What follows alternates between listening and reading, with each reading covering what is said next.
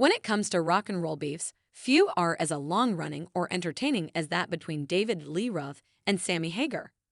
The pair started talking smack about each other pretty much as soon as Sammy succeeded Diamond Dave in Van Halen in 1985 and haven't let up since. Even an ill-fated 2002 tour featuring both singers failed to thaw this Cold War. In fact, it only seemed to make matters worse, with Hagar telling Classic Rock that a barricade was erected between the stars' respective dressing rooms. Even now, the barbs continue to fly, though it's mostly in one direction from Sammy towards Dave. All that is spectacularly amusing, but it does ignore one thing. The two of them were both fantastic frontmen for Van Halen. Dave was the ultimate showman, a pirouetting, high-kicking force of nature with the charisma of a movie star and the presence of a neutron bomb.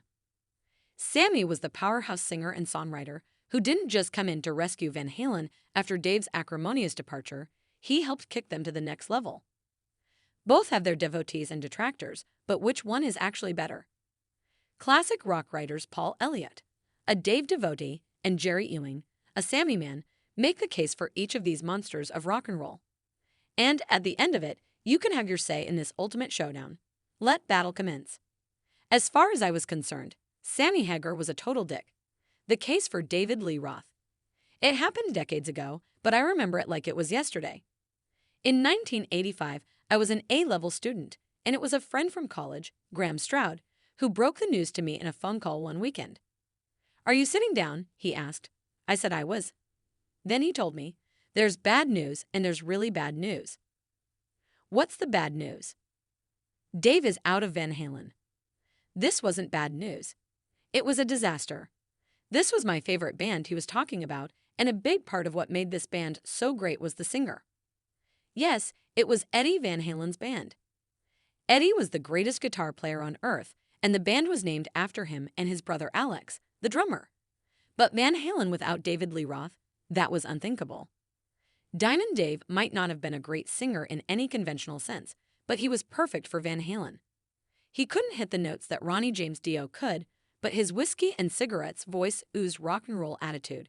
And as a rock star, Roth was pretty much in a league of his own. He was cooler, funnier, and better looking than guys like Vince Neil could ever dream of being. As a frontman, only Freddie Mercury was better than Roth. Diamond Dave was like the quarterback and cheerleader all rolled into one. The sheer force of his personality was a big part of what gave Van Halen their edge over other arena rock acts, and now he was gone. I was still in shock when Graham said, "Here's the really bad news. Sammy Hagar is in." In what? In Van Halen, he's the new singer. This really was too much. As far as I was concerned, Sammy Hagar was a total dick. Yes, he was brilliant in Montrose, on the first album, at least. And yes, I liked his song I Can't Drive 55, definitely the best thing he'd done as a solo artist. But while I could appreciate that Sammy was a good singer, there was a lot about him that I hated. In 1984, as Van Halen and Dave had been riding high with Jump, Hagar had made an album VOA on which he positioned himself as the voice of America. And what he represented in the Cold War era was the kind of hawkish bullshit that I despised. If Roth was an all-American hero, Hagar was an all-American bozo. And now that bozo is going to ruin the band I loved.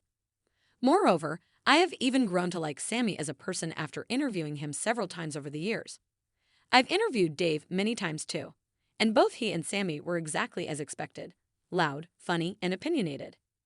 But for me, Van Halen were never as great without Dave. In the band's original lineup, the two brothers, Roth and bassist Michael Anthony, there was a magical chemistry. Every one of the 6 albums they made between 1978 and 1984 is a classic. There is not one bad song on any of them. Nothing from Van Hagar, not even the brilliant 5150, can match what the band created in those 6 albums with Roth.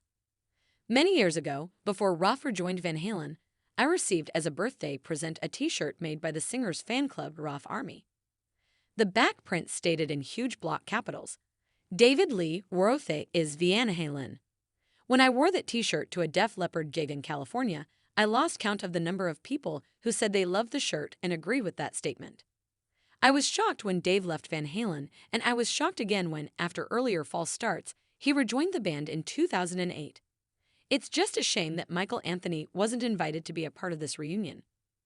Without that guy, something is missing. It's like Black Sabbath without Bill Ward. But on those first 6 albums, they got everything right. Roth once called hair music turbo pop. It was high-octane, testosterone-charged hard rock with killer tunes and a knowing sense of humor. And it was so much fun while it lasted. Van Halen with David Lee Roth, it's what summer was invented for. Van Halen were a band fast running out of ideas and interest. And David Lee Roth was the biggest culprit.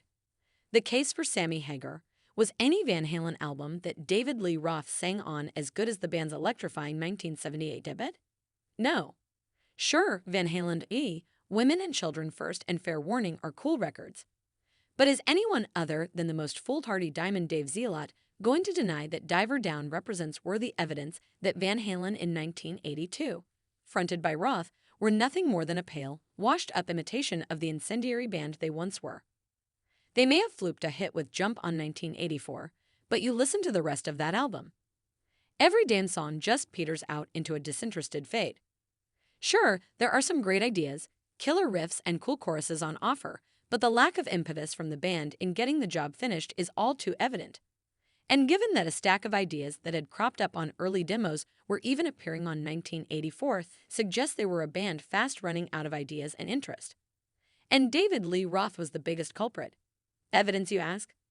The band's performance at Donington in 1984, when they were widely expected to blow headliners AC/DC away. A chance blown with indulgent solos and Roth's ego-run wild raps between songs, allowing the headliners, themselves experiencing a creative lull, the chance to reaffirm their position as one of the world's greatest hard rock acts. Little wonder it all fell apart with Roth within the year. Sure, early Van Halen with Roth on stage must have been a sight to see. But then people used to think the darkness were an enjoyable sight to behold. Now Sammy Hagar, he's got real class. Not the brash, glitzy, cartoon effrontery of Roth. He sang with Montrose. On their blistering 1973 debut album, an album Van Halen had largely based their entire career on. So with the cartoon Pinocchio of rock out the band, why not go for the original puppet master? Van Halen did just that, and they never looked back. For the next decade at least. Sammy Hagar was the perfect fit at the perfect time for Van Halen. Unlike AC/DC, who'd brought in the relatively unknown Brian Johnson to replace the much-loved Bon Scott and still reaped enormous commercial and creative dividends, the move by Eddie and Alex Van Halen after they'd be introduced by a garage mechanic was far more astute. Hagar was already an incredibly successful solo artist in his own right. An unknown in this instant could never have worked. See the sorry plight of the reasonably well-known Gary Cherone when he hooked up for the dire Van Halen IEI. Hagar was a star who could fill the boots of Roth. He'd already helped lay the blueprint for Van Halen and, perhaps most importantly, worked with Van Halen producer Ted Templeman on that Montrose album. Except it went better than that. Hagar was simply a greater singer and better songwriter than Roth had ever been, and the sense of excitement when I first heard the new look Van Halen's debut single, Why Can't This Be Love, pumping out the radio was insane. The flood of delight at hearing its blend of Eddie's dexterity and Sammy's ear for a melody combining for the first time a release of gargantuan proportions. It's the perfect Van Halen single, the subsequent album, 5150, the perfect summer metal album. It's got everything. Marrying the finest Van Halen had offered to that point with the class of Hagar's exemplary solo career. And it rocks like a mother,